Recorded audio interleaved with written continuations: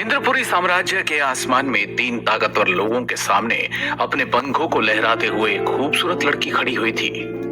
वो लड़की, जिसका नाम दुदुसी था, वो यहाँ एक खास चीज हासिल करने के लिए आई थी। दुदुसी इंद्रपुरी साम्राज्य के एक ताकतवर योद्धा बूढ़े सिल्वर थामा से अग्नि शक्ति ग्रंथ प्राप्त करना चाहती थी। साम्राज्य के रक्षक लीडर ऋतिक वेदा भी वहां मौजूद थे। जब दुदुसी ने साम्राज्य के इतने ताकतवर लोगों को धमकी दी तो ऋतिक वेदा ने वो ग्रंथ नीचे जमीन की ओर फेंक दिया और फिर पूरे साम्राज्य के ऊपर अपनी शक्तियों से एक कवच बना दिया। ये देखकर जब दुदुसी नाराजगी जाहिर करने लगी तो रक्षक वेदा भी हमलावर रुख अपनाते हुए नजर आए। ये देख दुदुसी समझ गई कि अभी उसका रुकना उसकी जिंदगी को खतरे में डाल सकता है, इसलिए वो वहां से जाने लगी और जाते जाते बोली, बूढ़े थामा और सिल्वर टाइगर, यही नाम है ना तुम्हारा? मैं वापस आऊंगी जरूर, मेरा इंतजार करना। ऐसा कहते हुए उसके खूबसूरत चेहरे पर नाराजगी थी। वापस लौट कर आने की धमकी देते हुए दुदुसी वहां से चली गई। वहीं दूसरी ओर जब भूमि पर खड़े लोगों ने ये नाम सुना तो सभी हैरान रह गए। भीड़ में मौजूद लोगों ने आपस में बातें करना शुरू कर दिया। एक आदमी बोला, ये दोनों सुपर 7 वॉरियर के 7 योद्धाओं में से है, जिन योद्धा पर सील लगी है और जो शक्ति के 8वें स्तर से 7वें स्तर पर आ गए हैं। ये एक अमर योद्धा हैं, जिनको मारना मुमकिन नहीं है। ऐसा कहते हुए उस आदमी की आंखों में खौफ और चेहरे पर उस योद्धा के लिए इज्जत का भाव था।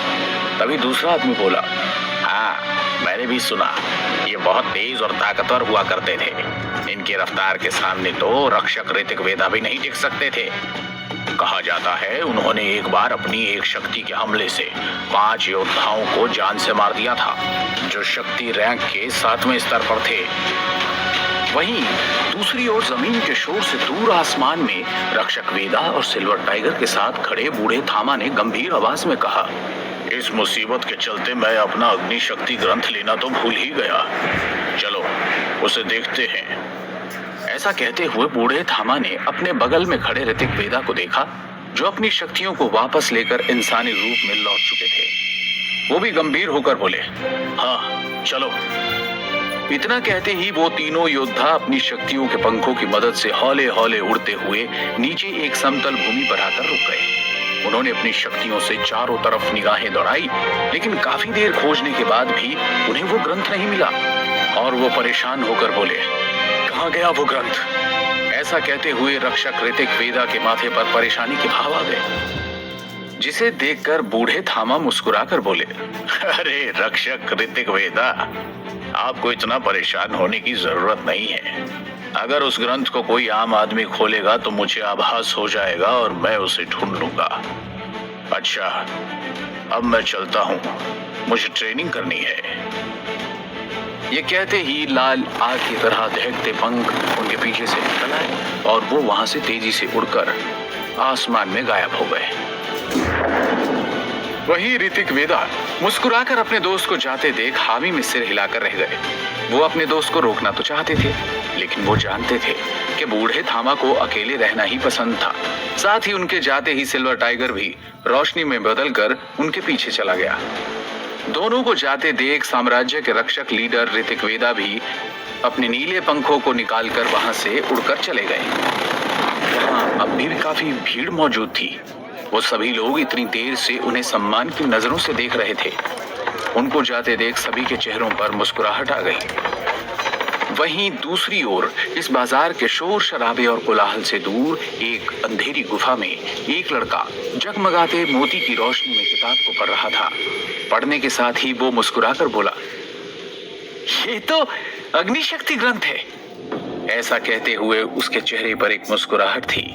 ग्रंथ को देखते हुए वो लड़का बोला, अगर मैं इस ग्रंथ में लिखी तकनीक सीख गया तो मैं आसानी से साम्राज्य में होने वाले मुकाबले को जीत जाऊंगा। तब मुझे बहुत बड़ा इनाम मिलेगा। फिर मैं राजा को बोलूंगा कि मुझे पढ़ने के लिए सिद्धार्थ आश्रम भेजने का प्रबंध करें और मैं वहां अपने चक्रों को जागृत करके ताकतवर बन जाऊंगा। ऐसा कहते हुए उसके चेहरे पर एक बड़ी सी मुस्कान थी, जो अगले ही पल उदासी में बदल गई और वो लड़का बोला, लेकिन मैं लड़ूंगा कैसे? मेरे पास बस ये लोहे का भाला है और माँ का दिया लॉकेट, और मेरी बूढ़ी दादी जो मुझे बताती ही नहीं है कि मेरे माँ बाप कहाँ हैं। मैं 3 दिन बाद के मुकाबले में हिस्सा कैसे लूंगा? मुझे बस भागना आता है, बचना और लड़ना तो आता ही नहीं है। ऐसा कहते हुए उसके चेहरे पर उदासी थी, और इसी के साथ वो अपने हाथ में मौजूद उस ग्रंथ को बंद करते हुए सोच ही रहा था कि उसका लॉकेट चमकने लगा। और तभी एक तेज हवा का झोंका आया, जिससे ग्रंथ के पन्ने पलटने लगे और ग्रंथ का पहला पेज खुल गया और उस पर लिखे शब्द चमकने लगे। वो शब्द रोशनी का रूप लेकर उसके दिमाग में जाने लगे थे। ये सब इतनी जल्दी हुआ कि उस लड़के को संभलने का मौका ही नहीं मिला। साथ ही उस जानकारी के दिमाग में जाने से उस लड़के को एक तेज झटका लगा और वो बेहोश हो गया। ये लड़का कोई और नहीं बल्कि विद्युत था। कुछ देर बाद विद्युत को एहसास हुआ कि कोई उसे हिला हिला कर जगा रहा है, जिस वजह से उसको होश आ गया और धीरे धीरे उसने अपनी आंखें खोली और तभी उसे सामने उसकी बूढ़ी दादी नजर आई।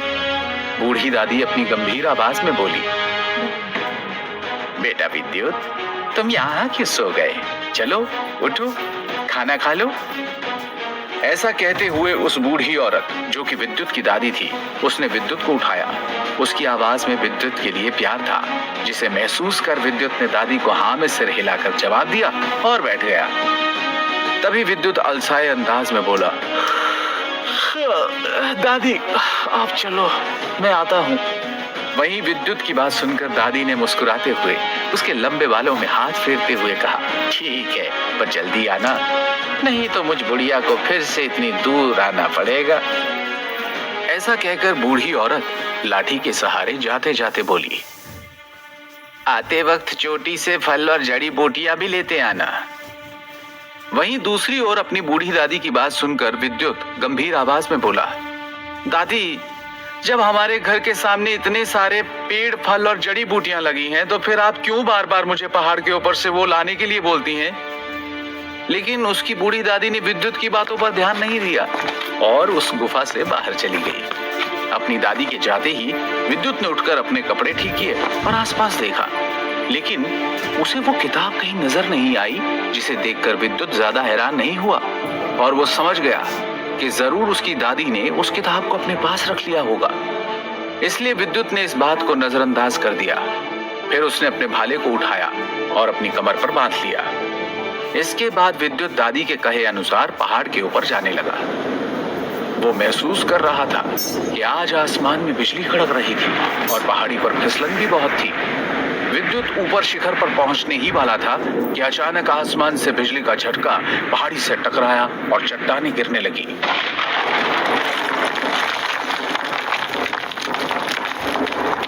विद्युत का पैर फिसला ही था कि अचानक से उसे कुछ ध्यान आया और उसने कूदकर दूसरी चट्टान को पकड़ लिया। वो हैरान रह गया और सोचने लगा कि उसने ये कैसे किया।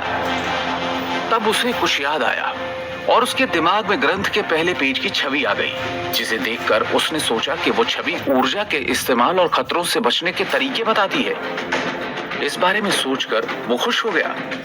वो मन ही मन में सोचने लगा कि उसने ग्रंथ के पहले पेज में छपी जानकारी को समझ लिया है, जिसके चलते उसने खुद को पहाड़ी से गिरने से बचा लिया।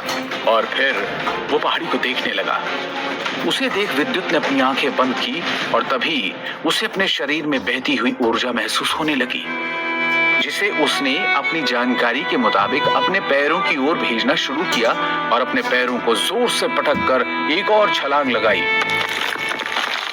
और इस बार वो आसानी से चोटी पर पहुंच गया। ये देख विद्युत चोटी पर खड़े होकर खुशी से चिल्लाने लगा।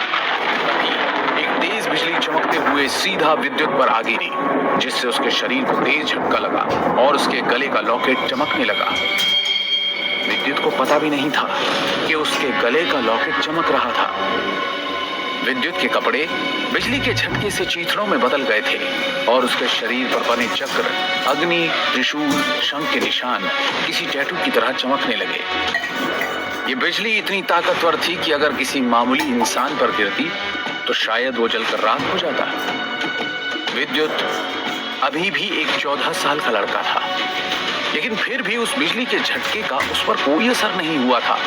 लेकिन उसका शरीर कमजोर था और इसी कारण वो उस शक्ति को बर्दाश्त नहीं कर पाया और वो फिर से बेहोश हो गया।